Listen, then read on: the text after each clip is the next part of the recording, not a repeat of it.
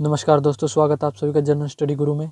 यहाँ पर आपको सभी कम्पिटिटिव एग्जाम के लिए जीके अथवा जीएस कराई जाएगी। सभी कम्पिटिटिव एग्जाम जैसे UPSC, SSC, banking, railway, other state exam जिसमें भी जीके आती है वो सब यहाँ पर कवर किए जाएंगे। इस वीडियो में हम लुसेंट जीके बुक का 12वां पेज क्वेश्चन फॉर्मेट में कवर करेंगे।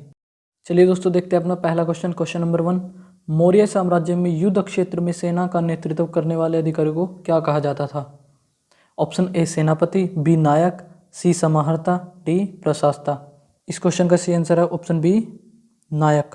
मौर्य साम्राज्य में युद्ध क्षेत्र में सेना का नेतृत्व करने वाले अधिकारी को नायक कहा जाता था और सैन्य विभाग का सबसे बड़ा अधिकारी सेनापति होता था। प्लिनी नामक यूनानी लेखक के अनुसार चंद्रगुप्त की सेना में 6 लाख पैदल सिपाही, 30 लाख घुड़सवार और 9,000 हाथी थे। क्लियर है दोस्तों? बढ़ते अपने अगले क्वेश्चन की तरफ। क्वेश्चन नंबर 2, मौर्य साम्राज्य में चतुर्थ प्रशासनिक समिति का क्या कार्य था? ऑप्शन ए व्यापार एवं वाणिज्य की देखभाल, बी बिक्री कर वसूल करना, सी विदेशियों की देखरेख, डी जन्म मरण का विवरण रखना। इस क्वेश्चन का सही आंसर है ऑप्शन ए व्यापार एवं वाणिज्य की देखभाल करना। मौर्य साम्राज्य में चतुर्थ प्रशासनिक समिति का कार्य था व्यापार एवं वाणिज्य की देखभाल करना। इसी प्रकार कई अन्य समितियां थी, जैसे प्रथम समिति थी, उसका कार्य था उद्योग एवं शिल्प कार्य का निरीक्षण। द्वितीय जो समिति थी उसका कार्य था विदेशियों की देखरेख।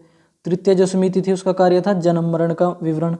चतुर्थ समिति, जैसे कि आपने अभी पढ़ा, व्यापार एवं वाणिज्य की देखभाल करना, उसका कार्य था। पंचम जो समिति थी उसका कार्य था निर्मित वस्तुओं के विक्रय का निरीक्षण करना। षष्ठ और छठी जो समिति थी उसका कार्य था बिक्री कर वसूल करना। अपने बुक में भी साथ साथ देखते रहना है, जिसके पास भी लुसेंट बुक हो, क्वेश्चन के साथ साथ लुसेंट बुक में भी रिवाइज करना है। क्लियर है दोस्तों? बढ़ते हैं अपने अगले क्वेश्चन की तरफ। Question number 3, question number 3, Ashok के समय जनपदीय न्यायालय के न्यायाधीश को क्या कहा जाता था? ए गूढ़ पुरुष, बी अमात्य, सी पौर, डी राजुक। इस क्वेश्चन का सही आंसर है ऑप्शन डी राजुक। अशोक के समय जनपदीय न्यायालय के न्यायाधीश को राजुक कहा जाता था, याद रखना आपको। क्लियर है दोस्तों? बढ़ते अपने अगले क्वेश्चन की तरफ। क्वेश्चन नंबर 4, भगवत पुराण के अनुसार मौर्य वंश में कितने राजा हुए थे? Option A 8, B 14, C 10, D 12। इस क्वेश्चन का सही आंसर है ऑप्शन सी 10। मौर्य शासन 137 वर्षों तक रहा। भगवत पुराण के अनुसार मौर्य वंश में 10 राजा हुए, जबकि वायु पुराण के अनुसार 9 राजा हुए। ये याद रखना आपको, भगवत पुराण के अनुसार तो 10 राजा और वायु पुराण के अनुसार 9 राजा। क्लियर है दोस्तों?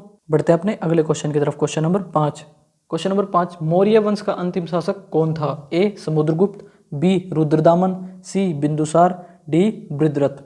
इस क्वेश्चन का सही आंसर है ऑप्शन डी बृहद्रथ। याद रखना आपने, मौर्य वंश का अंतिम शासक बृहद्रथ था।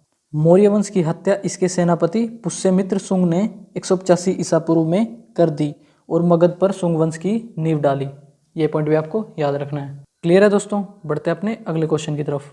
क्वेश्चन नंबर 6, शुंग शासकों ने अपनी राजधानी कहाँ स्थापित की थी? ए तक्षशिला, बी शक्तिमती, सी विदिशा, डी उपरोक्त में से कोई नहीं। इस क्वेश्चन का सही आंसर है ऑप्शन सी विदिशा। शुंग शासकों ने अपनी राजधानी विदिशा में स्थापित की थी, याद रखना आपको।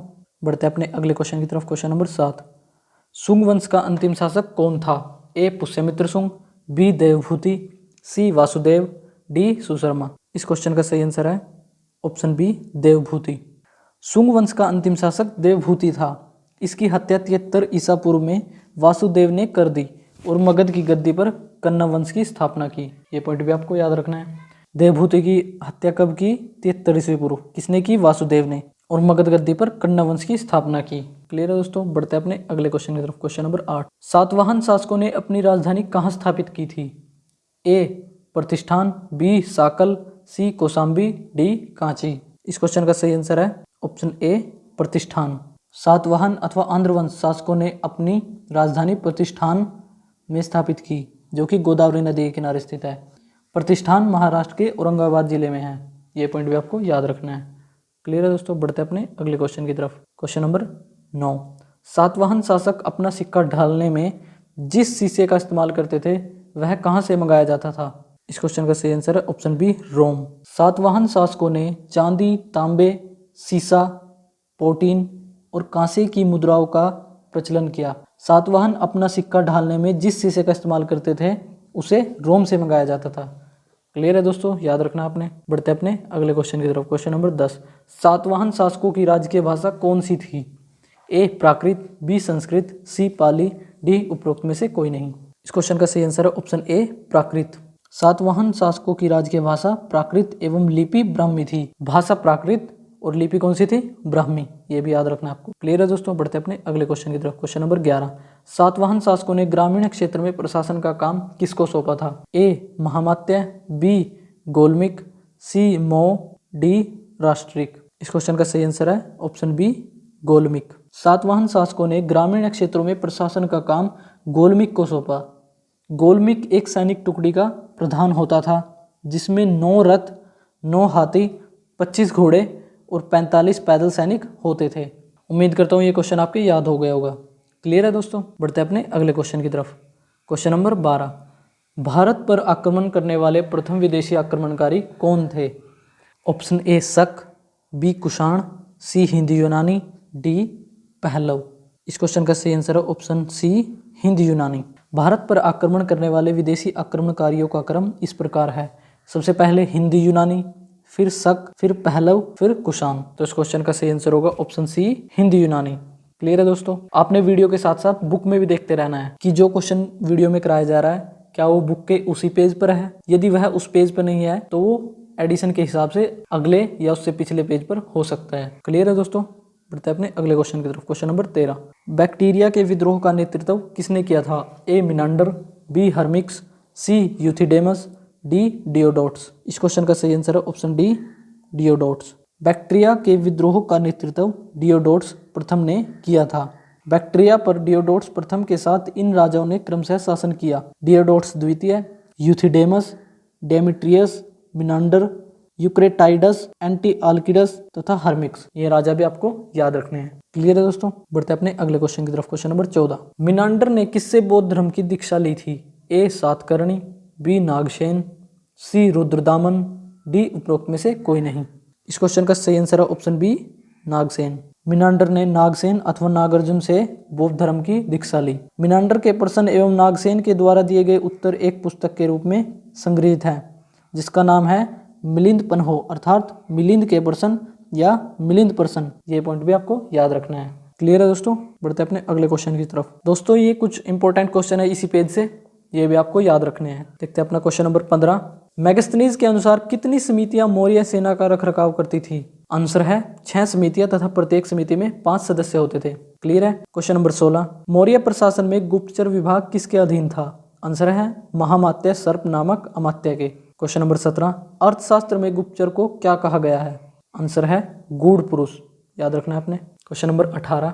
अर्थशास्त्र में एक ही स्थान पर रहकर कार्य करने वाले गुप्तचर को क्या कहा जाता था? आंसर है संस्था। Question number 19। अर्थशास्त्र में एक स्थान से दूसरे स्थान पर भ्रमण करके कार्य करने वाले गुप्तचर को क्या कहा जाता था? आंसर है संचार। अपने साथ साथ में बुक का वो पेज भी देखते रहना है जो वीडियो में कराया जा रहा है। Question number 20। सरकारी भूमि को क्या कहा जाता था? आंसर है सीता भूमि। Question number 21। बिना वर्षा के अच्छी खेती होने वाली भूमि को क्या कहा जाता था? आंसर है अवैध मात्रिक। इंपॉर्टेंट क्वेश्चन है, यहाँ से भी क्वेश्चन बन सकता है दोस्तों। Question number 22। मैगस्थनीज ने भारतीय समाज को कितने वर्गों में विभाजित किया है? आंसर है 7 वर्गों में। कौन कौन से हैं वो 7 वर्ग देख लेते हैं एक बार। दार्शनिक, किसान, अहीर, कारीगर, सैनिक, निरीक्षक, सभासद। इन 7 विभागों में मैगस्थनीज ने भारतीय समाज को विभाजित किया है। देखते हैं अगला क्वेश्चन। Question number 23। स्वतंत्र वैश्यवृत्ति को अपनाने वाली महिला क्या कहलाती थी? आंसर है रूपा जीवा। Question number 24। नंद वंश का विनाश करने में चंद्रगुप्त मौर्य ने किससे सहायता प्राप्त की थी? आंसर है कश्मीर के राजा प्रवर्तक से। Question number 25। पुष्यमित्र शुंग ने किसकी हत्या करके मगध पर शुंग वंश की नींव डाली थी? आंसर है बृहद्रथ। इंपॉर्टेंट क्वेश्चन है। Question number 26। पुष्यमित्र शुंग ने कितनी बार अश्वमेध यज्ञ कराए? आंसर है 2 बार। Question number 27। पुष्यमित्र शुंग ने किस स्तूप का निर्माण करवाया था? आंसर है भरहुत स्तूप का। Question number 28। देवभूमि की हत्या कर किस शासक ने मगध पर कन्नव वंश की नींव रखी थी? आंसर है वासुदेव ने। Question number 29। कन्नव वंश का अंतिम शासक कौन था? आंसर है सुशर्मा। याद रखना आपने। Question number 30। किस शासक ने सुशर्मा की हत्या कर सातवाहन वंश की नींव रखी थी? आंसर है सीमुख। हम इस पेज के सभी पॉइंट्स को क्वेश्चन फॉर्मेट में कवर कर रहे हैं। क्लियर है दोस्तों? Question number 31।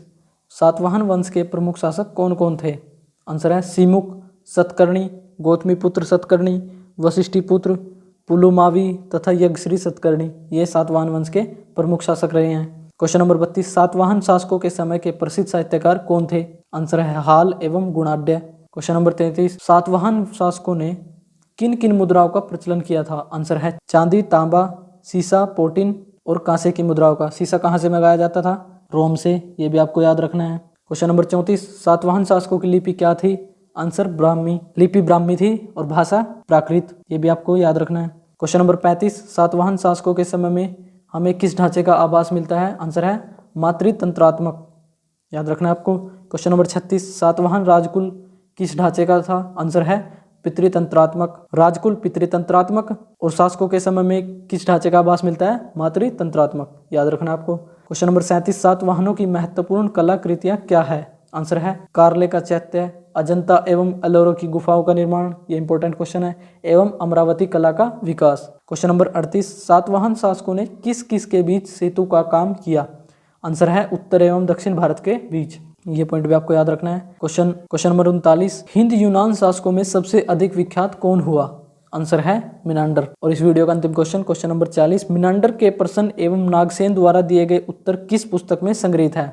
आंसर है मिलिंद पन्हो पुस्तक में। क्लियर है दोस्तों? उम्मीद करता हूँ आपके सभी क्वेश्चन याद हो गए होंगे। अगर कुछ क्वेश्चन आपके याद नहीं है तो आप वीडियो दोबारा देख सकते हैं।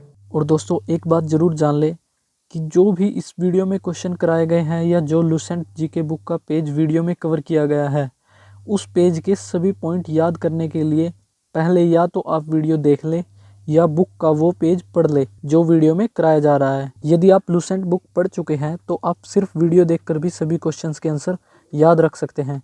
यदि आप लुसेंट जीके बुक शुरू कर रहे हैं तो आप पहले वह पेज पढ़ें जिसके वीडियो में क्वेश्चंस कराए जा रहे हैं और फिर वीडियो देख सकते हैं। इस प्रकार आपको जल्दी याद होगा। वीडियो में सभी क्वेश्चंस कवर किए गए हैं जो प्रीवियस ईयर एग्जाम में आए हैं और जहां से अगले आने वाले एग्जामों में क्वेश्चन बन सकते हैं, वो क्वेश्चन भी इस वीडियो में कवर किए गए हैं। इस प्रकार अगर आप याद करेंगे तो आप अपने आप को अन्य स्टूडेंट्स जो भी कॉम्पिटिटिव एग्जाम की तैयारी कर रहे हैं जिनमें जीके आती है, जीके के मामले में आप अपने आप को उनसे अलग पाएंगे। क्लियर है दोस्तों? तो आज के लिए बस इतना ही। नमस्कार दोस्तों।